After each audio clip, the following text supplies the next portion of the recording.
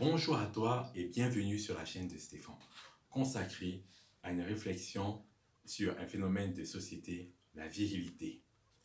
D'ores et déjà, je t'invite à mettre un like, à t'abonner et sur la cloche des notifications afin de recevoir de nouvelles vidéos. Laisse-moi un commentaire ou une critique pour qu'on continue à débattre ensemble. A tout de suite. Le sujet d'aujourd'hui est le suivant. Et c'est une question que je te pose. La suivante, peut-on encore parler de la virilité de l'homme noir aujourd'hui? J'aimerais te parler aujourd'hui d'un phénomène psychologique qu'on appelle le syndrome de Stockholm. Stockholm comme cette ville en Suède.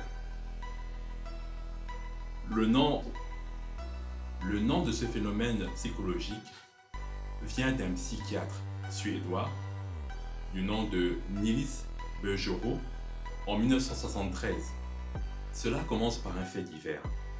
Donc c'est un ancien détenu de la prison qui s'engage dans un braquage au cours duquel il va faire des otages, il va faire donc une prise d'otage, il va prendre en otage 6 personnes d'abord, ensuite il va en libérer 2 et il va rester avec 4 otages. Alors, donc pourquoi on appelle ce phénomène psychologique, qui est un phénomène qui, il faut dire la vérité, existait déjà, mais qu'on n'avait pas encore mis un nom dessus. Donc le syndrome de Stockholm. Alors, donc ce phénomène se fait observer lors de la libération des otages. Il va avoir une espèce d'affinité, une espèce de compassion, une espèce de quelque chose d'affectif. Voilà. On a observé que les otages ont eu du mal à dire au revoir à leur geôlier. On a observé que au moment de faire les adieux, puisque les détenus devaient partir donc avec la police, et eux, bien sûr, ils devaient aller dans une cellule psychologique, voir des experts et tout, par rapport au traumatisme qu'ils venaient de subir. Alors, ces otages-là, il y avait 2 hommes et 2 femmes, se sont mis à embrasser chaleureusement les preneurs d'otages. Donc, si tu veux bien comprendre le syndrome de Stockholm, donc, il s'agit donc de ces 4 otages qui vont avoir un comportement d'empathie, je pourrais même dire plus que d'empathie, envers les preneurs d'otages, envers leurs geôliers. Donc, les gens ont observé, les policiers ont observé que pendant la libération, après les négociations, les otages eux-mêmes se sont mis devant leur bourreau, un peu comme un bouclier humain, afin que la police ne tire pas dessus. Et les policiers ont bien observé qu'ils n'agissaient pas sous les ordres des 2 braqueurs. Donc, spontanément, les 4 otages se sont levés pour former un bouclier humain pour empêcher la police de faire feu. Donc, en dehors de ce comportement-là, il y a eu aussi, comme je te l'ai dit plus tôt, chaleureuse embrassade entre les prisonniers, donc les otages et les braqueurs. Chaleureuse embrassade avant qu'on les embarque pour la destination donc, du poste de police. On peut noter aussi de nombreuses visites à la prison où ont été détenus ces braqueurs malheureux. Donc, je te laisse un peu imaginer, ils vont rendre visite aux personnes qui les ont pris en otage, avec des petits cadeaux, avec tout ce qui peut y avoir comme manifestation, on peut dire, de l'amour. D'ailleurs, même la légende raconte que il y aurait eu plus que ça, il y aurait eu une relation amoureuse. Bon, c'est une légende, hein. Il y aurait eu une relation amoureuse entre les preneurs d'otages et les otages féminins, donc les deux femmes qui faisaient partie des otages. Le syndrome de Stockholm est un phénomène psychologique observé chez des otages ayant vécu durant une période prolongée avec leur geôlier et qui ont développé une sorte d'empathie, de contagion émotionnelle vis-à-vis de ceux-ci, selon les mécanismes complexes d'identification et de survie. Tu te demandes sûrement pourquoi je suis en train de te parler du syndrome de Stockholm alors que dans mon titre, j'ai précisément annoncé peut-on encore parler de virilité chez l'homme noir aujourd'hui? Voilà mon explication. Je te parle du syndrome de Stockholm parce que beaucoup d'observateurs, beaucoup de blogueurs, de youtubeurs parlent du comportement de l'homme noir en tant que manifestation du syndrome de Stockholm.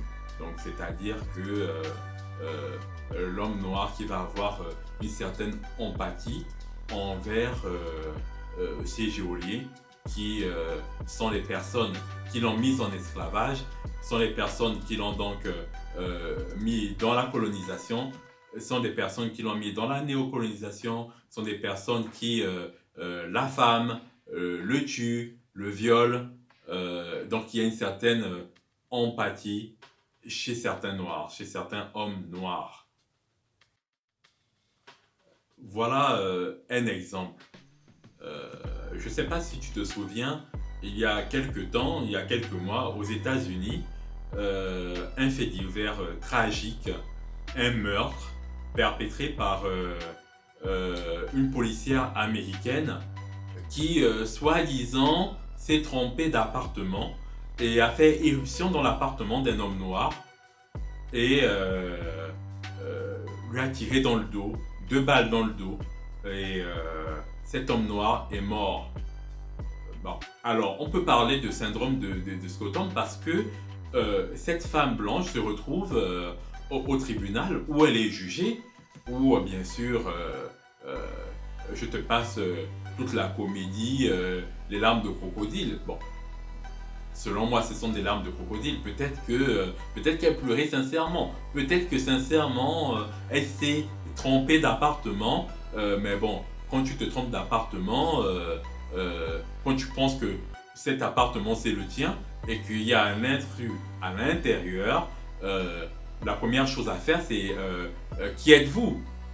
Voilà, tu ne rentres pas directement dégainer ton arme et tirer 2 balles dans le dos d'un homme qui était en tenue, il n'était pas en tenue de voleur, il était en tenue relax, en pyjama ou en jogging en train de regarder la télévision. 2 balles dans le dos. Et donc le syndrome de Stockholm, tu vas observer donc que cette femme-là, dans le tribunal, elle se fait juger et il y a donc le petit frère de cet homme noir, endeuillé, chrétien, qui lui propose, qui prend la parole et dit qu'il a pardonné parce que son frère aussi chrétien, il aurait pardonné cette dame. Et donc, il lui propose même de lui faire un câlin. Et donc, ce jeune homme se lève de sa chaise en plein tribunal, il s'avance et il embrasse cette tueuse d'hommes noirs. Voilà. Autre fait, une fonctionnaire du tribunal, donc je pense sa qualité d'huissier dans le tribunal, c'est comme ça, a pris l'initiative de venir coiffer cette dame, cette meurtrière, coiffer cette dame et tout, caresser ses cheveux, histoire un peu de la consoler, tellement sa douleur était terrible. Oh la pauvre, elle a tué un homme noir qu'elle pensait être entré dans son appartement, mais c'était pas son appartement. Voilà. La définition nous dit bien que le syndrome de Stockholm, donc c'est quelque chose qui met en avant, disons, qui implique des mécanismes psychologiques de complexe d'identification. On entend par identification au puissant et de survie. Et pourtant, aujourd'hui, le cas de cet Afro-Américain qui va embrasser la meurtrière de son frère, on peut se demander, est-ce qu'il est vraiment dans une situation de survie?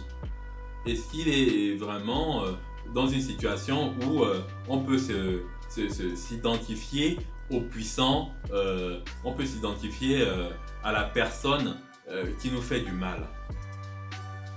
C'est ma question.